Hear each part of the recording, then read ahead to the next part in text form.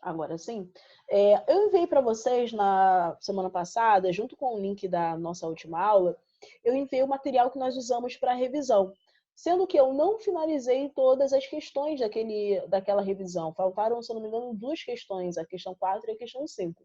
Então, vou fazer elas com vocês e vou fazer as demais questões que eu acrescentei nesse material. Essas demais questões que eu acrescentei no material, eu envio hoje para vocês, tá? Junto com o link da aula de hoje.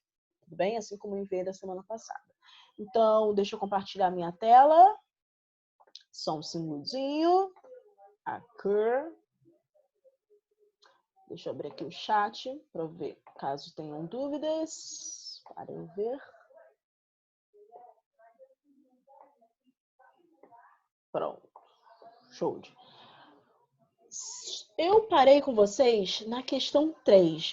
Eu cheguei a fazer a questão 3 com vocês sobre multipolaridade, né? Um contexto, só dando uma relembrada, talvez na questão 3 eu tenha dado uma acelerada na semana passada. Essa questão 3, na nossa avaliação, tem uma questão que é bem parecidinha, que vem falando sobre essa questão de multipolaridade, unipolaridade ou ainda unimultipolaridade. Eu lembro que em aula, quando eu falava com vocês sobre nova ordem mundial, ou melhor, antes de explicar a velha ordem mundial, eu falava com vocês, eu defini para vocês o que são as ordens mundiais, né? Basicamente, é um determinado arranjo da geopolítica mundial em um determinado contexto. Por exemplo, eu falava agora com o pessoal do primeiro ano, do segundo ano, perdão, o seguinte, falo, gente, estava falando com eles sobre o que está acontecendo no mundo, né, atualmente. E a gente falou um pouquinho sobre questões geopolíticas relacionadas à escassez da água, né? E eu falei com eles o seguinte, gente, num futuro bem próximo, uma das principais razões dos conflitos geopolíticos, ou seja, dos conflitos políticos entre os países, será por conta do acesso ao recurso hídrico. E aí nós falávamos sobre, então, a questão geopolítica. E como nós falamos em geopolítica, nós temos que falar nas ordens, ou seja, de que forma o mundo se reorganiza. É um mundo unipolar? É um mundo multipolar? Bem, quando eu falava com vocês sobre a velha ordem mundial, eu falei que a seguinte coisa: antes de nós vivermos a velha ordem mundial, ou seja, o conflito que foi a Guerra Fria, o mundo era um mundo multipolar. Como assim, Hanna? Nós tínhamos várias potências europeias que acabavam disputando ali a posição como potência mais hegemônica. Em determinados séculos foi Portugal, em outros séculos a Espanha, em outros ainda a Inglaterra. Então, havia meio que um revezamento de destaque entre os países europeus, o que caracterizou o período antes da velha ordem mundial como um período de ordem multipolar. E aí, né, essas potências europeias sofreram um grande impacto, que foi a primeira e com certeza a Segunda Guerra Mundial, e perderam esse posto, né? Perderam essa posição de destaque, o que alterou a organização geopolítica do mundo. Então, com a velha ordem mundial, o mundo deixa de ser multipolar e passa a ser bipolar, com os Estados Unidos e a União Soviética disputando a hegemonia mundial. E como nós bem sabemos, ao final desse conflito, ali início da década de 90, o mundo ele retorna a ser multipolar, mas ele não retorna a ser multipolar com destaque apenas dos países europeus que se recuperaram da Segunda Guerra Mundial. A ordem multipolar que se iniciou na década de 90 teve o destaque dos Estados Unidos, que era a principal potência se destacando, porque teoricamente foi a vencedora ali da Guerra Fria, os países europeus que se desenvolveram, que se recuperaram do conflito da Segunda Guerra Mundial, e agora nós temos as potências emergentes, que são os países subdesenvolvidos que tinham destaque regionalmente, ali dentro do seu continente. Então, o que era multipolar antes da velha ordem mundial e o que é multipolar ao início ali da nova ordem mundial, são coisas completamente distintas, são países distintos. Tudo bem? São conjuntos diferentes de países. E aí, alguns autores chamam esse contexto de nova ordem mundial não de multipolar, chamam esse contexto de unimultipolar. Une, no sentido que os Estados Unidos ainda é a principal potência em diversos aspectos, como já falei isso com vocês algumas vezes, político, econômico, social, cultural e por aí vai, e multipolar por conta dessas potências regionais. Então, na América do Sul, por exemplo, nós temos Brasil e Argentina se destacando. Na África, nós temos África do Sul. Na Europa, nós temos Alemanha, nós temos França, nós temos alguns países se destacando regionalmente. Quando nós falamos, de repente você fala assim, Hanna, mas calma aí. Você falou aí que a Alemanha, a França, são países que só se destacam no cenário europeu? Sim, isoladamente, o destaque desses países da Europa Ocidental, como nós chamamos, eles têm destaque no seu contexto ali continental. A força dos países europeus atualmente se dá quando eles se unem, quando eles formam o bloco conhecido como União Europeia. Porque aí sim, quando eu tenho a união de França, Reino Unido, quando eu tenho a aliança entre esses países europeus, da Europa Ocidental, principalmente, nós temos ali um grande destaque, uma grande soma de produto interno bruto, nós temos ali uma grande soma de população, nós temos ali um grupo ou um conglomerado que se destaca no cenário internacional. Mas, isoladamente, os países europeus têm mais destaque continental. Tá? Então, foi disso que nós falávamos na questão 3, só para a gente não começar aí do nada. Na questão 4, já vem falando sobre as modificações que foram consequência dessa nova ordem mundial. Então, nesse novo cenário, nesse novo rearranjo geopolítico, qual o papel da tecnologia? Então, é disso que trata essa questão da Universidade Federal do Pará. Então, diz o seguinte: o atual espaço geográfico mundial, nos últimos anos, tem passado por um acelerado processo de reestruturação, fruto da revolução tecnológica e da abertura dos mercados nacionais. Cara, gente, assim, é uma frase super curtinha, mas fala muito sobre o que é o contexto atual. Quando ele fala aqui que o espaço geográfico mundial, ele já está te dando uma informação. Qual informação? Espaço geográfico é um conceito muito conhecido e um dos principais conceitos da geografia. E aí nós vimos isso na nossa primeira aula, quando nós falávamos sobre conceitos geográficos. Quando nós falamos em espaço geográfico, nós estamos falando naquele espaço que sofreu interferência humana. E não necessariamente interferência humana de forma direta, ou seja, o homem desmatando, o homem construindo prédios, não necessariamente esse impacto direto. Mas, por exemplo, quando o homem causa poluição numa cidade, essa poluição, através dos ventos, ela pode chegar nas cidades vizinhas. Então, nós consideramos as cidades vizinhas também como um espaço geográfico, mesmo que essas cidades vizinhas sejam inabitadas, porque a poluição produzida em uma cidade foi capaz de chegar nela. Tudo bem? Então, quando ele diz que o atual espaço geográfico mundial nos últimos anos tem passado por um acelerado processo de estruturação, ele está falando disso, que o espaço modificado pelo homem tem passado constantemente por um acelerado processo de modificação, de alteração. Fruto da revolução tecnológica. Sim, o homem é capaz de transformar um espaço através das máquinas e dos objetos técnicos, né? E da abertura dos mercados nacionais, ou seja, quando eu tenho ali uma possibilidade de ampla relação comercial entre os países, essa possibilidade de comercialização de produtos vai gerar uma demanda por matéria-prima, por exemplo. Tudo bem? Então, isso vai causar, essa demanda por matéria-prima pode causar essa modificação no espaço. Tudo bem? Tem uma frase bem curtinha, mas que a gente poderia desenvolver várias coisas sobre ela. E ele continua dizendo: sobre a referida reestruturação do espaço geográfico mundial, é correto afirmar que... Então, ele falou e está aqui o espaço está passando por transformação, mas o que nós podemos falar sobre essas transformações? Letra A. Há uma crescente interdependência dos mercados, fruto da abertura das economias nacionais e do avanço tecnológico dos meios de transporte e comunicações, o que tornou a circulação mais rápida, intensificando os fluxos de mercadorias, capitais e informações. Olha, eu particularmente achei bacana essa letra A, mas vamos analisar as outras alternativas. Letra B. O novo espaço industrial se caracteriza por funcionar em rede. E embora a gestão empresarial seja mantida nas principais metrópoles globais, a produção está cada vez mais desconcentrada, direcionando-se às grandes cidades.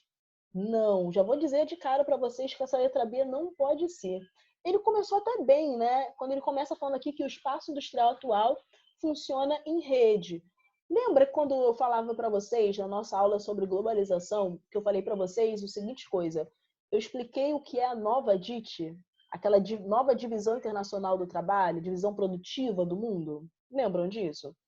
Em que eu falei o seguinte, que as sedes das grandes empresas se concentram nos países centrais, os países envolvidos, enquanto as unidades produtivas elas vão se localizar nos países subdesenvolvidos, porque são nesses países onde nós temos uma oferta de mão de obra barata, nós temos uma flexibilidade trabalhista, onde nós temos legislações ambientais frágeis, né? Se você acompanha aí noticiários do Brasil, você viu o nosso ministro no meio ambiente falando a seguinte coisa, né? Aproveitar que nós estamos vivendo um momento de problema sanitário, né? Estamos no meio de uma pandemia, e aí o governo deveria aproveitar que a imprensa está distraída com a pandemia e passar a boiada. Em outras palavras, autorizar toda e qualquer demanda do setor latifundiário do Brasil.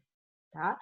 Então, quando ele fala aqui na letra B que o novo espaço industrial se caracteriza por funcionar em rede e, embora a gestão empresarial seja mantida nas principais metrópoles globais, a produção está cada vez mais desconcentrada, direcionando-se às grandes cidades, o erro está no final, tá? Porque quando ele fala aqui que as indústrias estão se direcionando às grandes cidades, normalmente não, tá? Na verdade, essa gestão empresarial busca cidades que ofereçam frágeis legislações, como eu falei, ambiental, trabalhista. Então, não necessariamente será uma grande cidade que vai ofertar essa fragilidade tão atraente para a gestão empresarial, tá bem? Então, letra B, não. Letra C. A dimensão cultural da globalização provoca a padronização dos costumes. É uma possibilidade. Mais uma vez, na nossa aula de globalização, nós falávamos sobre a questão cultural, né? Que há pessoas que defendem que a globalização promove uma homogeneização da cultura, ou seja, nós vamos acabar gostando basicamente das mesmas coisas no âmbito cultural, enquanto há outras pessoas que falam que não, que vai ocorrer um processo de heterogeneização cultural, ou seja, vai reforçar as culturas locais. Então, quando ele fala aqui na C que a dimensão cultural da globalização provoca a padronização dos costumes, um grupo de pessoas acredita nisso. E ele continua dizendo o seguinte, tendo como referência o hábito dos países centrais, sobretudo dos Estados Unidos. Essa tendência enfrenta resistência em algumas regiões do mundo, como o Oriente Médio, porque grande parte da população dessa região busca um modo de vida mais consumista? Não, gente, não. Na verdade, quando ele fala aqui que o Oriente Médio vai ser onde grande parte da população busca um modo de vida consumista, não. Quando eu penso em regiões que têm um ritmo de vida, né, um modo de vida, perdão, mais consumista, eu penso sobretudo no continente americano e europeu, e não nessa região da Ásia conhecida como Oriente Médio. Então, não, tá? Letra D. A reestruturação da economia mundial. Ai, que susto, pensei que eu não estava gravando aula. A reestruturação da economia mundial altera o mundo do trabalho. Sim. O que provoca a expansão do desemprego estrutural. Tudo bem, gente? Desemprego estrutural? Vocês lembram o que é isso? Falem aqui comigo no chat. Vocês lembram o que é desemprego estrutural? Porque existem dois tipos de desemprego, né? O estrutural e o conjuntural. A diferença entre eles são as causas desse tipo de desemprego. Por exemplo, o que nós estamos vivendo hoje, não lembra? Tudo bem, eu lembro a vocês. Quando nós falamos em desemprego estrutural, nós estamos falando em um desemprego causado por uma modificação produtiva do trabalho. Vou dar exemplo já, tá? Só um minutinho. Quando eu falo em desemprego conjuntural, que é o outro tipo de desemprego, é aquele que é causado por crises momentâneas. Por exemplo, aqui no Brasil atualmente, Quando você liga a TV, você está vendo aí, não só no Brasil, né? No mundo todo está acontecendo isso. Por conta da pandemia, muitas pessoas estão ficando desempregadas, muitos empresários estão tendo que fechar seus comércios, e por aí vai. Esse tipo de desemprego que está acontecendo, nós poderíamos classificar ele como desemprego conjuntural, ou seja, é um desemprego causado por alguma crise que é momentânea, ou seja, hoje, né, na verdade, nós estamos vivendo há um tempo, alguns meses, esse problema da pandemia do coronavírus. Mas, em algum momento, esse problema vai deixar de existir ou vai ser reduzido. Então, o desemprego causado por essa crise, ele não vai mais existir. Então, a população que ficou desempregada por conta desse problema, ela pode vir a ser empregada novamente, ela pode conseguir um emprego novamente passado esse momento. Agora, quando nós falamos em desemprego estrutural, ele é mais problemático, que é o que ele fala aqui do desemprego estrutural. Esse tipo de desemprego, ele é causado por modificações produtivas do trabalho. Como assim? Quando eu tenho, principalmente, a substituição do homem pela máquina. Eu não sei se eu já falei isso para vocês. O meu pai, ele trabalhou por muitos anos em banco. A função do meu pai era ser datilógrafo. Datilógrafo, não sei se vocês já viram máquina de datilografar. Máquina de datilografar é aquelas máquinas antigas que, cara, assim, para apertar o botão era um troço super duro e fazer aqueles barulhos, tac, tac, tac, tac. Isso era a máquina de datilografar. E a função do meu pai no banco era datilografar os documentos bancários. E aí, com o surgimento do computador, né, o avanço e a difusão, né, do uso do computador no Brasil, ele foi demitido. O tipo de desemprego que meu pai sofreu foi o desemprego estrutural, ou seja, uma modificação produtiva no trabalho dele. Ou seja, houve a substituição da função que ele exercia, ou melhor, houve uma substituição do objeto que ele utilizava para exercer o trabalho por um outro objeto. E aí, como ele não conseguiu de imediato se adequar ao uso do computador, ele foi substituído. Perfeito, Gustavo. Gustavo falou aqui, no campo isso acontece muito, né? Sim. Onde nós tínhamos, por exemplo, 100 trabalhadores ali numa determinada lavoura, esses trabalhadores gradualmente eles são substituídos por máquinas que acabam sendo mais eficazes pelo olhar do grande latifundiário, né? Então, a máquina ela não faz greve, a máquina não precisa de férias, a máquina não se organiza em sindicatos, a máquina ela só precisa de manutenção uma vez ou outra. Então, as máquinas elas acabam substituindo o ser humano. Gente, um exemplo mais próximo de nós é ônibus. Quando você entra no ônibus, não sei se vocês pegavam ônibus na época que todos os ônibus tinham trocador. Trocador, o cara ali que ficava pegando o valor da passagem. Hoje em dia, quando você entra nos ônibus, a maioria não tem mais trocador. A maioria foi substituída pela máquina de bilhete único, tá? Então, esse é o tipo de desemprego estrutural. Eu falei que no desemprego conjuntural, o trabalhador ele pode voltar a ser empregado, ele pode conseguir um emprego de volta quando a crise passar. Já no desemprego estrutural, dificilmente o trabalhador consegue voltar para o seu posto de trabalho. Ou seja, com essa substituição do trocador pela máquina de bilhete único, dificilmente em algum momento vamos retornar a ter trocador. A tendência é que cada vez mais, por exemplo, a máquina de bilhete único se modernize e continue ali a existir e a figura do trocador fique cada vez mais distante, tá bem? Então ele fala aqui, novamente, na letra D, a reestruturação da economia mundial altera o mundo do trabalho, o que provoca a expansão do desemprego estrutural. Sim, né? Gradualmente, graças ao avanço tecnológico, infelizmente nós temos a substituição dos homens pelas máquinas. Esse novo tipo de desemprego ocorre nos países periféricos e é fruto de mudanças irreversíveis, como a automação, ou seja, tornar as atividades automáticas, e a desconcentração produtiva. A única crítica a essa letra D, que não pode ser o nosso gabarito, é porque ele fala que esse tipo de desemprego só ocorre nos países periféricos, ou seja, países subdesenvolvidos, mais afastado do grande polo de comando da globalização. Não, tá? Esse tipo de desemprego ele atinge também os países desenvolvidos, os países centrais. Então, D, não, só por conta disso.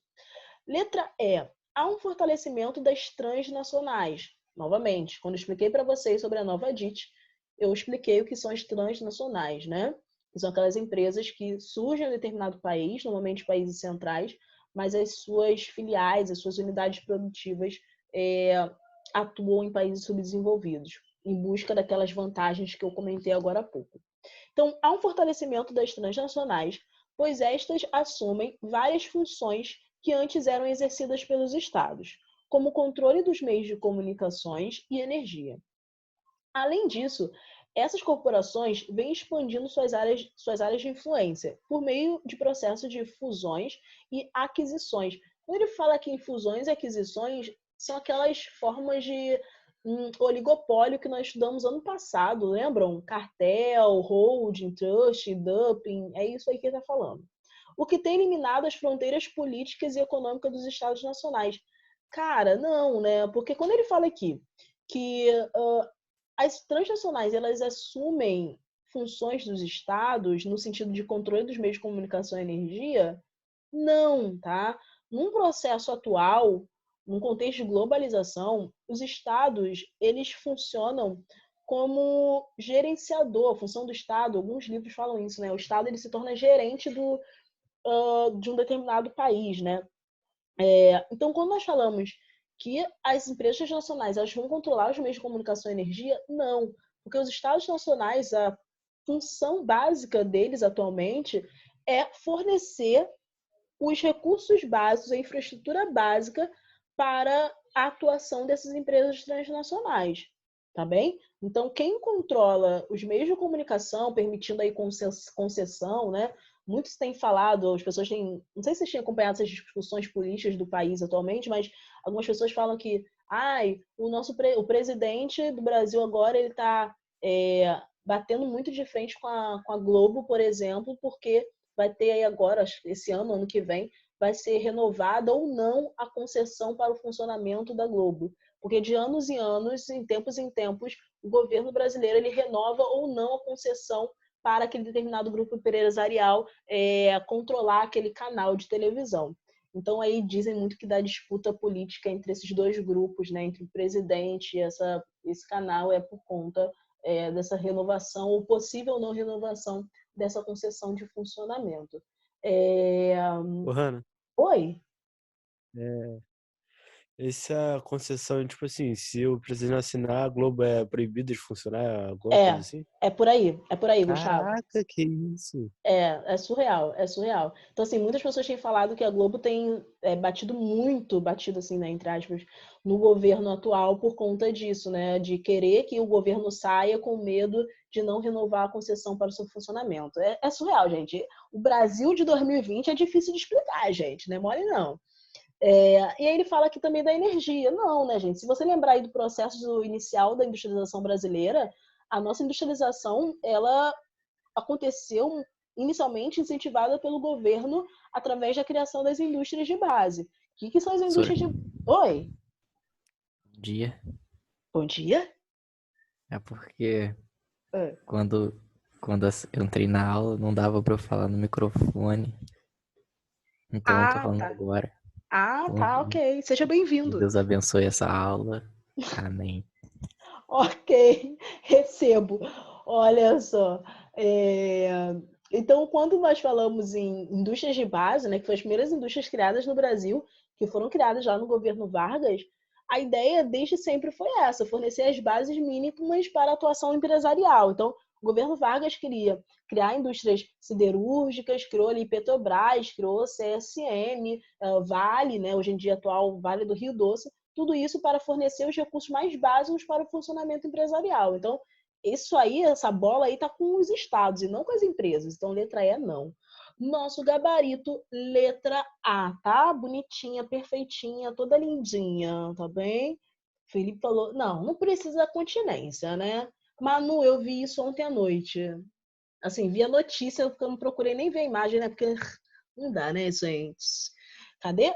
A questão 5, deixa eu baixar aqui, é porque eu não tô vendo. Ah, tá, apareceu. A questão 5 diz o seguinte: aí é uma questão sobre conceitos, tá? No conceito de espaço geográfico, já expliquei o que é espaço geográfico, está implícita a ideia de articulação entre natureza e sociedade. Fala tu, Bruno. Fala comigo.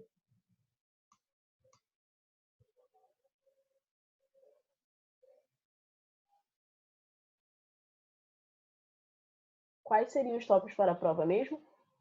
Eu posso falar para você daqui a pouquinho, no final da aula. Eu tenho anotado aqui. Deixa eu ver se está nesse meu caderno de anotação ou se está no outro. Ah, não, está no outro. Eu falo, só um minuto.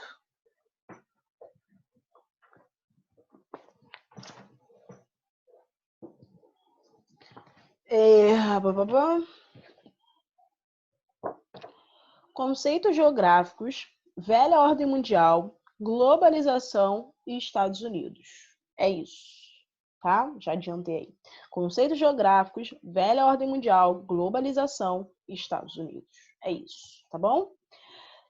Continuando, então, no conceito de espaço geográfico, está implícita a ideia de articulação entre natureza e sociedade. Sim, né? Peraí. Conceitos geográficos, nova ordem mundial. Velha ordem. Tá, Obrigada, já voltou. Gaspar. Obrigada, é isso. Obrigado. Na busca dessa articulação, a geografia tem que trabalhar, de um lado, com elementos e atributos naturais, procurando não só descrevê-los, mas entender a interação entre eles, e de outro, verificar a maneira pela qual a sociedade está administrando e interferindo nos sistemas naturais. Para perceber a ação da sociedade, é necessário adentrar sua estrutura social, procurando apreender o seu modo de produção e as relações socioeconômicas vigentes. Gente, esse texto aqui é o motivo de muitas pessoas não gostarem da geografia. As pessoas, às vezes, falam o seguinte, a geografia ela é muito entrona, ela quer estudar tudo, ela quer estudar a natureza, ela quer estudar a sociedade. É porque, na verdade, nós estudamos a interação entre esses dois elementos. Nós estudamos a interação entre natureza e sociedade. E para entender a interação entre os dois, antes de tudo é importante e interessante nós entendermos cada um isoladamente e depois propor a interação, né? Então, a gente acaba estudando população, mas também estudamos relevo. Ao mesmo tempo, nós estudamos geologia, mas estudamos também clima e a geopolítica. E aí parece que a geografia não tem muito foco, né? Mas é porque, na verdade, nós estudamos a interação entre esses elementos.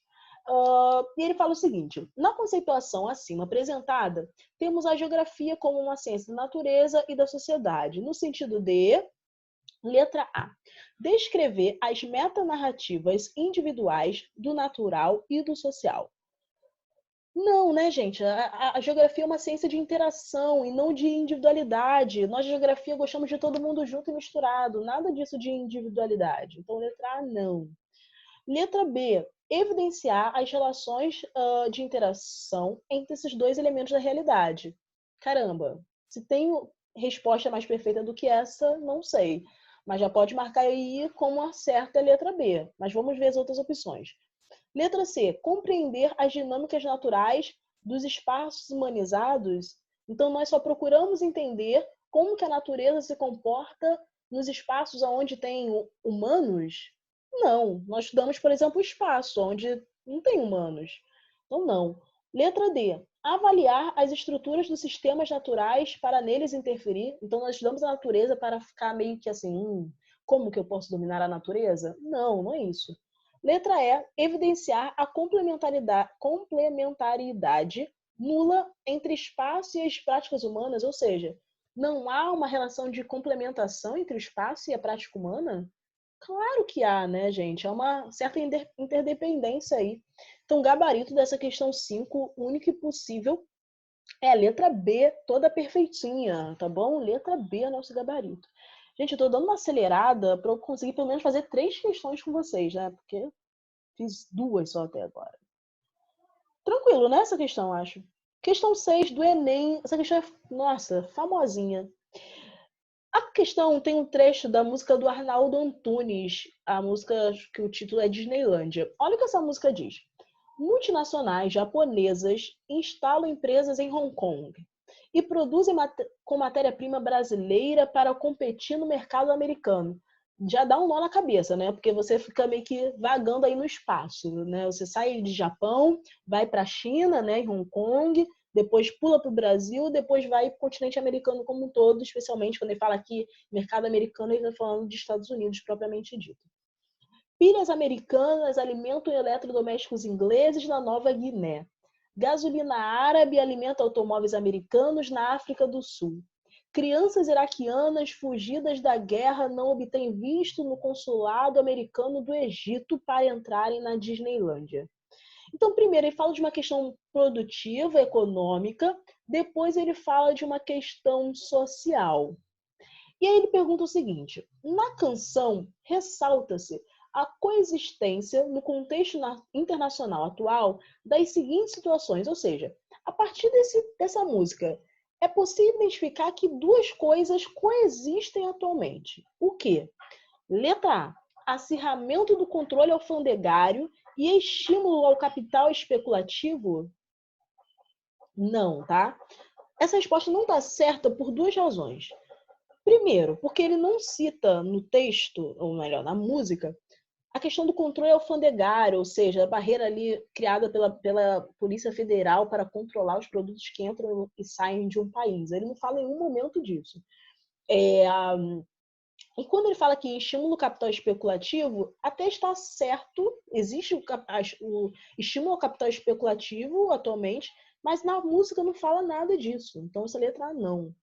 Letra B, ampliação das trocas econômicas, sim, isso ocorre, né? A gente vê aqui na primeira parte dessa música. E seletividade dos fluxos populacionais, ou seja, mercadoria pode circular à vontade, mas população não. Eu quero filtrar quem vai entrar no meu país. Quando ele fala aqui das crianças iraquianas que tentam visto no consulado americano no Egito para entrarem na Disneylândia, mas não conseguem. Então, quando ele fala aqui em seletividade de fluxos populacionais, também está certo. Então, gabarito dessa questão 6, letra B, tá bom? Na letra C, quando ele fala intensificação do controle informacional, ele não cita isso em nenhum momento na música. E a adoção de barreiras fitossanitárias, também não. Barreiras fitossanitárias é quando os países colocam regras na qualidade dos produtos para recebê-los em seu país. Por exemplo, há um tempo atrás, na Ásia e na Europa, eles não estavam querendo comprar carne bovina vinda do Brasil, porque eles falavam que a carne bovina do Brasil não tinha uma boa qualidade. Então, isso significa uma forma de barreira fitossanitária. Letra D. Aumento da circulação mercantil. Sim, isso nós vemos na primeira parte da música. E desregulamentação do sistema financeiro. Isso acontece no momento atual, mas ele não fala disso na música. E letra E, expansão do protecionismo comercial e descaracterização das identidades nacionais. Bom, expansão do protecionismo não é característica da globalização, tudo bem? Apesar que os Estados Unidos atualmente têm tentado aí, impedir a entrada, por exemplo, de produtos chineses no seu país, mas é uma atitude meio que isolada. De forma abrangente no mundo todo, não acontece essa expansão do protecionismo comercial, não.